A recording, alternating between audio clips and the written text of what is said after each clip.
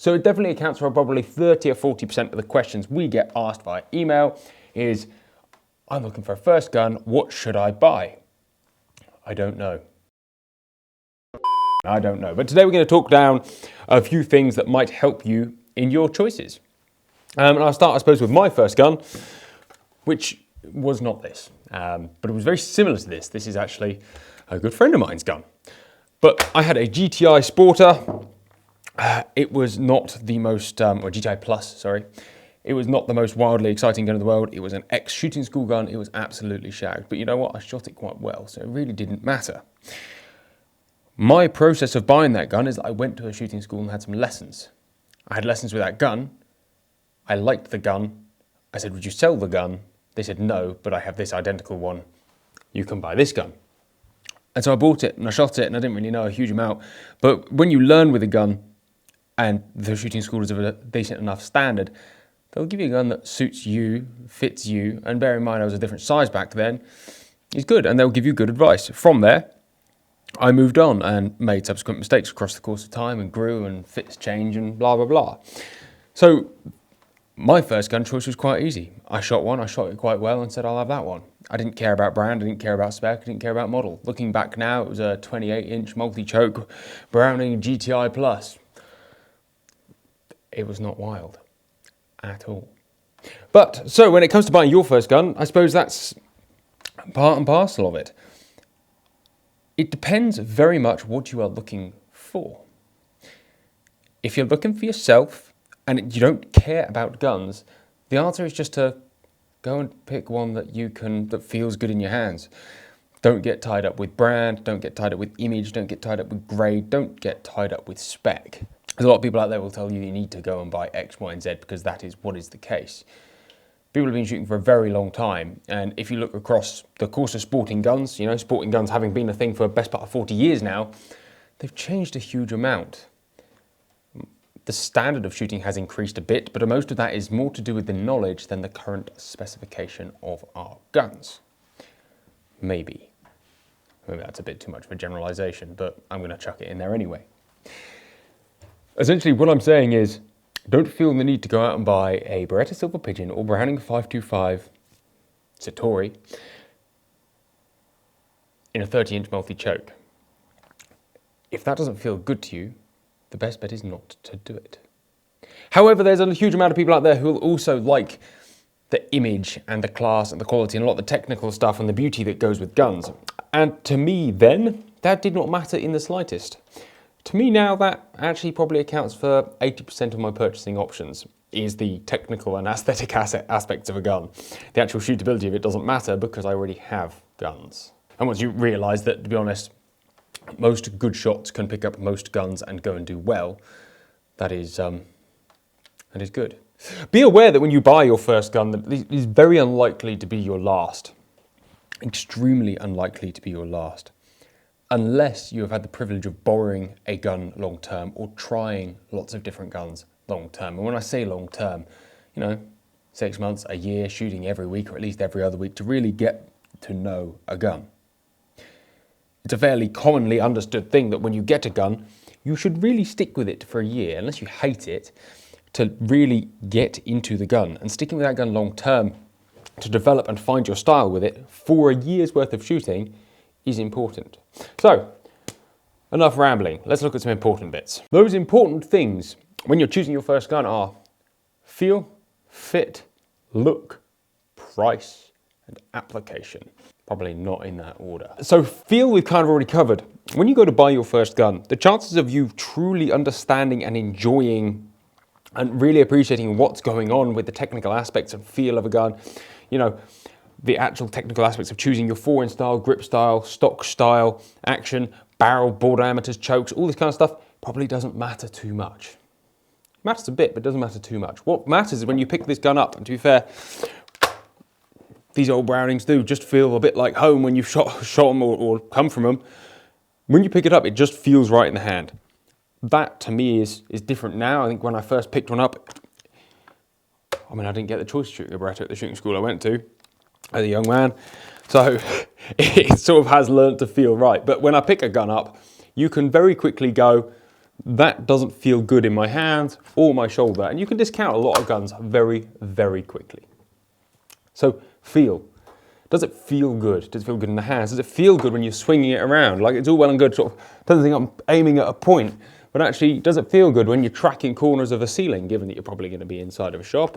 Or does it feel good when you get to go and shoot it on the clays? Because if you happen to work against it and it doesn't feel good in your hands, probably best not to buy it. Just a thought. Fit. Fit with a new gun when you're first starting out. Probably it matters a bit. But when you buy your first gun, depending on where you are and how much effort you've put in, or time or lessons you've put in before making that choice, will be how important fit is. You see people choosing their first guns, and I do a lot of gun fitting, is they come and they go, does it fit? And you go, I mean, that's probably a slightly too good an example. But having enough skill to mount a gun vaguely consistently is important. Fit with your first gun matters, but getting it absolutely bang on is not that important. I'm probably going to get crucified for that, but it's not that important with your first gun. You can get it done after the fact. Go and buy a gun, make sure it's somewhere handy. And, if I walked into a shop and someone sold me this, and this happened with my second gun, is I got to my GTI and I got a 525. Unsurprisingly, between the time I owned my GTI and went in to buy a 525, I'd grown quite a bit because I was in my late teen years and I grew a lot.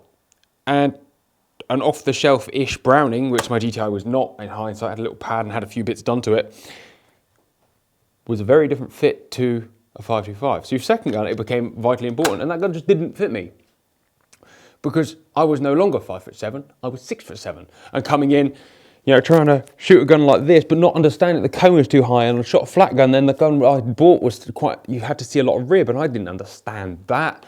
So all I did was try and force my head down on him, beat the absolute granny out of me to the point I was like, maybe shotgun shooting's not for me. So gun fit is extremely important to get somewhere near handy. But with your first gun, providing it is somewhere near handy and not a million miles off, there you go. And you can have it fitted after the fact. Fit is a bit of a process, certainly when you buy a first gun. You have to learn, get consistent, then have a proper fit, and then spend some serious time with that gun that fits you. Second guns, that's where fit is vitally important. To be fair, most guns fit most people quite well. There's a reason that most stock specs come out of the factory fairly similarly, and that is because if you put a person through a cookie cutter, if you took your average person, they would be within 10% of fitting onto a gun like this. Application. Application is an interesting one, and what you want to use your gun for will change over time. But going into your first gun with the knowledge that I would like to shoot clays will affect what gun you buy. A sporter, a game gun, beware that this gun here, it's called a GTI Sporter Ultra. I have seen the owner of this gun kill a lot of pheasants with this shotgun. Because, guess what? It doesn't really matter that much. What you're looking for is general spec. Whether you like the look and feel and the features, there's no reason you can't kill pheasants with a clay gun or break clays with a game gun, if that is what you like the feel of, so on and so forth. Application matters. That will certainly affect what barrel length you choose, what specs you choose in the buying of the gun. But to be honest, don't let it, a bit like anything else, be the be-all or end-all. Price is an interesting one because that'll affect what you buy massively. In reality, spend what you can afford. Beware that cheaper guns are not as good as the better guns, but also beware that as a beginner, you might not be fully qualified to appreciate some of the finer differences after a certain price point. We did a video on too much gun, and that doesn't mean that necessarily the gun is too much for you to shoot and you'll shoot it badly, but it can mean that there's no point me going and buying a £100 bottle of wine and drinking it, because my taste level and knowledge is at like a £15 bottle of wine. That's about probably as much as I can truly appreciate. After that, it's wasted on me. And that could be the case that you're buying a gun that's too much of a waste for you if we're talking purely technical specs. Aesthetics and look is obviously the final thing we'll talk about. By the way, price-wise, there's some amazing guns out there. You can pick up like a second-hand Koffs or Yildits for £300. They are good guns. Their engineering standard is good. A lot of the time you might want to, depending on use, they are not built with the same stuff as Brownings, Berettas, and higher grade guns than that. So it is wise to say, that if you're buying one of those, you need to be a little bit more careful, safety-wise, not that they become unsafe, and just longevity-wise, than you would if you just went and bought. Even the most rattly of Berettas will still probably run quite well. The most rattly of Yieldits, for example, you're going to need to start replacing parts. The metal quality does not take the abuse that these guns take, I suppose. So that's all I'm saying is, when buying a cheaper gun, beware that there are sometimes more pitfalls unless you're buying a new one. That's all. But price-wise, I don't think you need to worry too much about price anymore, certainly with your first gun. It's not like the olden days where you had to buy a Browning and Beretta because everything else was junk. There's some amazing cheap guns out there. Yieldits, as an example, one of their SPZs, one of the Koffs, they're good. They're not built for hardcore abuse. So if you're buying one that's been abused, you're probably making a bad purchase. But the same could be said, there's a lot of bad purchases out there. Just be careful and be wise, and don't realise that if you're spending more money, you will probably get more gun. Just a thought. Aesthetic. Aesthetic doesn't matter at all to the target or bird. It will, however, matter to you. Would I sacrifice any of the other aspects for aesthetic value? And we see quite a lot of it, which is fine, of people choosing the prettier gun over the better gun for them and better gun overall. And I'm not sure whether that is materialism or ego or what it is that gets in their way, or whether they just genuinely prefer a prettier gun. I don't know, but in my humble opinion, it is wiser to pick the gun that feels and fits better and is probably more suitable to the application. I mean, this isn't a bad looking gun, but you couldn't write home about it. You could go and buy yourself a ATA, whatever it's called, Grand Lux Supremo, for probably about the same gun price as this. And this is a 30-year-old beat-up old GTI. I know which one I would pick, but I know which one looks better. And that's all. I suppose the bottom line is it's very hard to suggest what gun you should buy first, because for the most part, nearly all of the main brands are making good quality guns. Pick one that makes you happy. That is vital. There's a funny quote, actually, a friend of mine has hanging in their house that says something along the lines of, if it makes you happy, it doesn't have to make sense to other people. So I probably should take everything I've said back, because that is very true. So the gun has to make you happy, and if it doesn't make sense, for example, if you want to go and buy a beat-up old English side-by-side that's an absolute rat for clay shooting, do it if it makes you happy. Because actually, personal happiness is vastly more important than logic and decision-making. Really. So I suppose that's the bottom line. Buy a gun that makes you happy as your first gun. Spend as much as you can, purely based on the return on the investment and the quality of gun that you will buy. Do not spend too much, unless you want to. And again, if it makes you happy, crack on. But yeah, there you go. That is my advice. And I've written out that message probably 1,000, maybe 2,000 times to people. So here it is in video format. Buy a gun that you like the feel of. Buy a gun that fits you well enough. Buy a gun that makes you happy. And everything else doesn't matter. It doesn't matter what your friends think. It doesn't matter what people see when they look at it.